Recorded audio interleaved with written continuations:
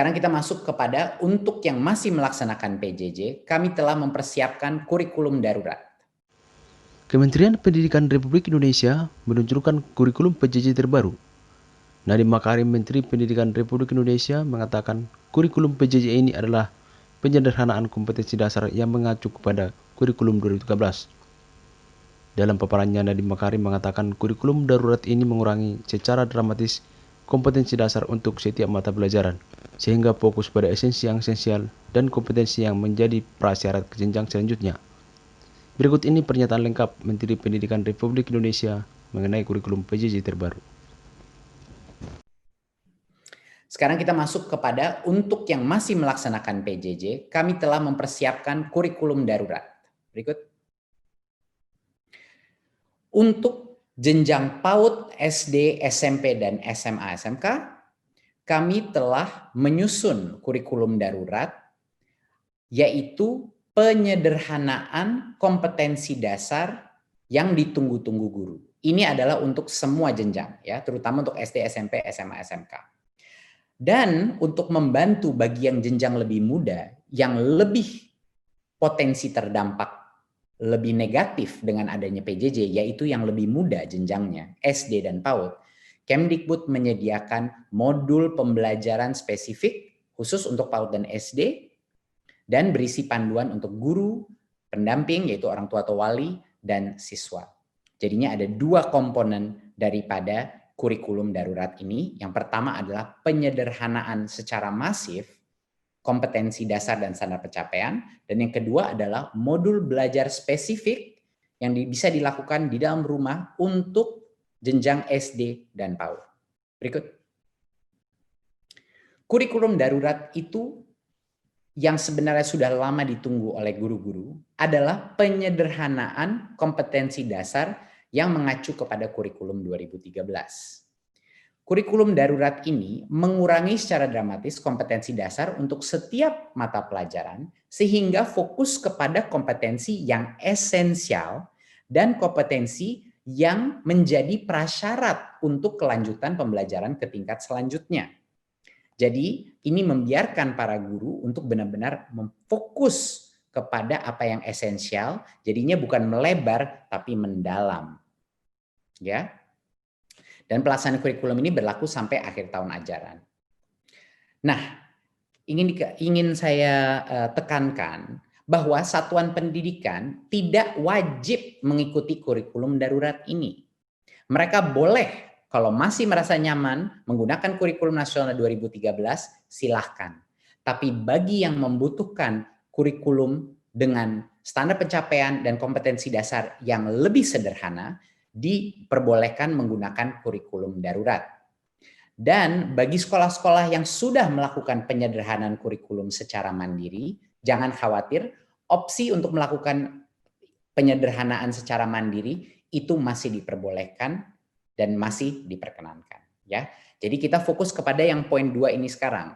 Bagaimana menggunakan kurikulum darurat ini sebenarnya apa? Jadi ini suatu opsi bagi sekolah. Opsi bagi kepala dinas masing-masing Pemda untuk menggunakan kurikulum darurat, tidak dipaksakan. Terima kasih. Berikut.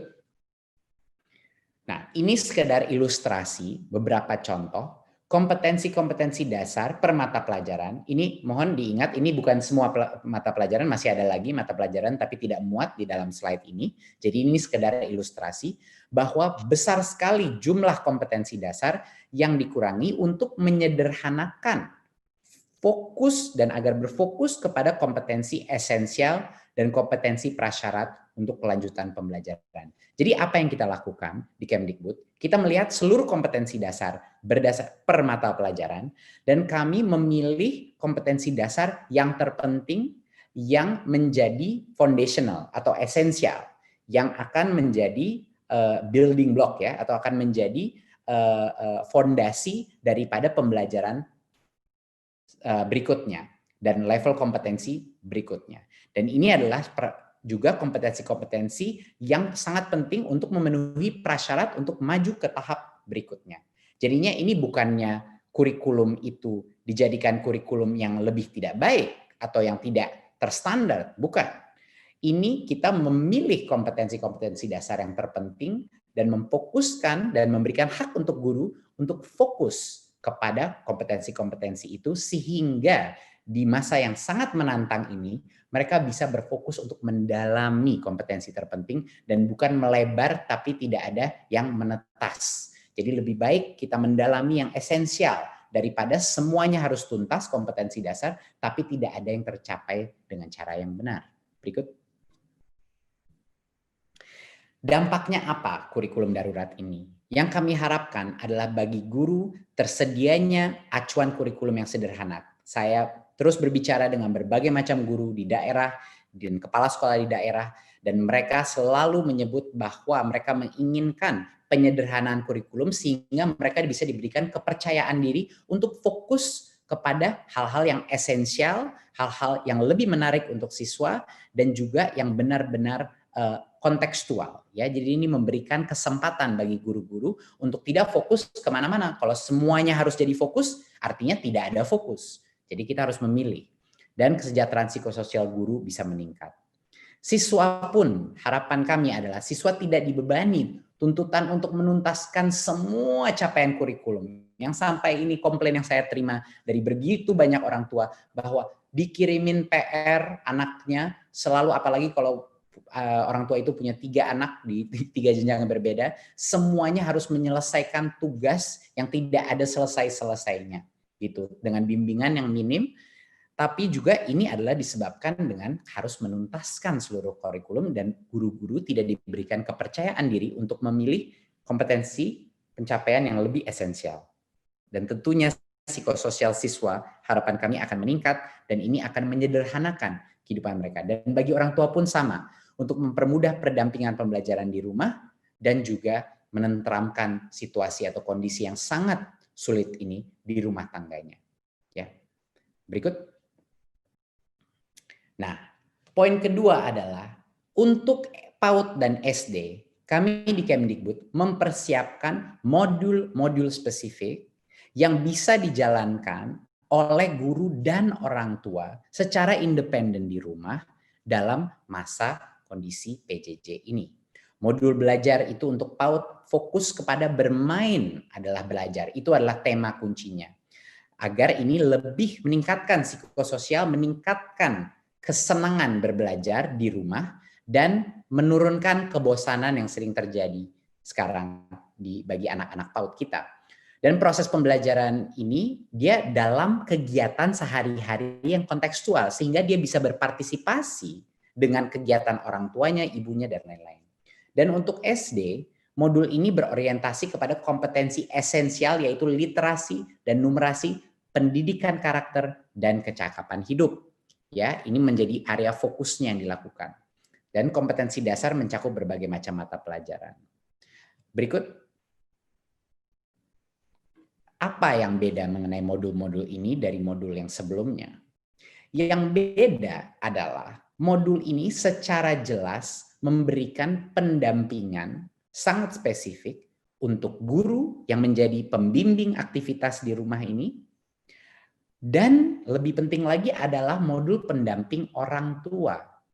Ini memberikan instruksi jelas bagaimana orang tua bisa melakukan berbagai macam aktivitas ini secara detail dengan anaknya, dan bagaimana caranya berinteraksi dengan guru dan lain-lain.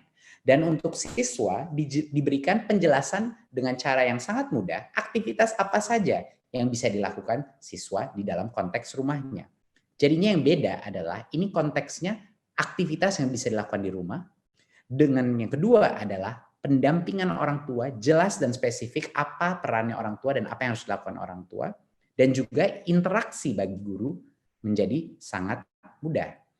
Jadi untuk berbagai macam guru SD yang telah memilih untuk melakukan kurikulum darurat, jika mereka mengikuti modul-modul yang sudah disiapkan ini, itu mereka bisa dengan percaya diri bisa membilang bahwa mereka telah memenuhi semua kebutuhan regulasi di masa kurikulum kita. Jadinya mereka diberikan kepastian kalau mengikuti dengan modul-modul ini, guru-guru itu melakukan hal yang benar dan legal dari sisi compliance, dari sisi regulasi dan administrasi. Berikut. Inilah satu contoh jadwal pembelajaran untuk siswa kelas 5, di mana kita secara spesifik kalau mengikuti kurikulum darurat ini bisa melakukan berbagai macam aktivitas dari Senin sampai dengan Jumat, cerita-cerita membaca, mengikuti alur cerita, melakukan berbagai macam materi yang dilakukan dengan ibunya, dengan ayahnya, dan maupun juga dengan kakak adiknya. Dan semua ini berfokus kepada berbagai macam literasi, tapi dengan mata pelajaran yang berbeda-beda, tematik. Dan tema-temanya setiap minggu dilakukan dengan satu tema yang unified atau tema yang bersatu, sehingga topik bacaannya dan topik aktivitasnya menyambung. Tentunya numerasi juga kita kembali kepada konsep-konsep numerasi yang fundamental, konsep yang esensial yang menjadi fondasi untuk pembelajaran jenjang berikutnya. Berikut. Tentunya kami juga menyiapkan paket assessment bagi para guru-guru yang menjalankan kurikulum darurat tersebut. Kenapa penting assessment? Karena guru-guru harus mengetahui di mana level anak-anak mereka pada saat ini, seberapa jauh ketertinggalan mereka di dalam standar pencapaian. Dan dari situlah guru-guru bisa melakukan segmentasi dan bisa memberikan bantuan khusus, bantuan dan waktu yang khusus untuk para orang tua dan murid yang lebih membutuhkan. Jadinya ini paketnya beserta dengan asesmen literasi dan numerasi untuk menjadikan bimbingan bagi guru untuk mulai di level mana modulnya dan juga siapa siswa yang paling membutuhkan bantuan dia. Berikut. Untuk mendukung kesuksesan ini di masa pembelajaran di masa pandemi COVID-19, pemerintah juga melakukan relaksasi peraturan untuk guru. Bahwa guru tidak lagi diharuskan untuk memenuhi beban kerja 24 jam tatap muka dalam 1 minggu. Ini yang banyak sekali menciptakan berbagai macam keresahan di lapangan mengenai regulasi tersebut. Jadi guru dapat fokus untuk memberikan pelajaran interaktif tanpa harus mengejar pemenuhan jam. Dan ini akan memberikan fleksibilitas dalam waktu scheduling, ya, dalam berbagai macam interaksi melalui berbagai macam platform, dan juga memberikan fleksibilitas dalam bagaimana bisa melibatkan orang tua di dalam proses pembelajaran tersebut. Berikut. Untuk slide terakhir saya adalah penting sekali dimengerti bahwa proses ini yang begitu sulit di masa krisis ini harus dilakukan secara gotong royong. Semua pihak, orang tua, guru, sekolah, pemerintah, layanan kesehatan, dan masyarakat sipil harus bergotong royong untuk memastikan bahwa anak-anak kita ini masih belajar, ya, masih melakukan pembelajaran. Tentunya tidak bisa 100% optimal, tapi ini membutuhkan benar-benar partisipasi masyarakat. Ini adalah yang terpenting dan terkunci. Kita butuh partisipasi orang tua, kita butuh partisipasi layanan kesehatan, dan berbagai macam masyarakat sipil untuk membantu memastikan bahwa anak-anak kita masih terus bisa belajar dengan sehat dan selamat. Terima kasih. Assalamualaikum warahmatullahi wabarakatuh.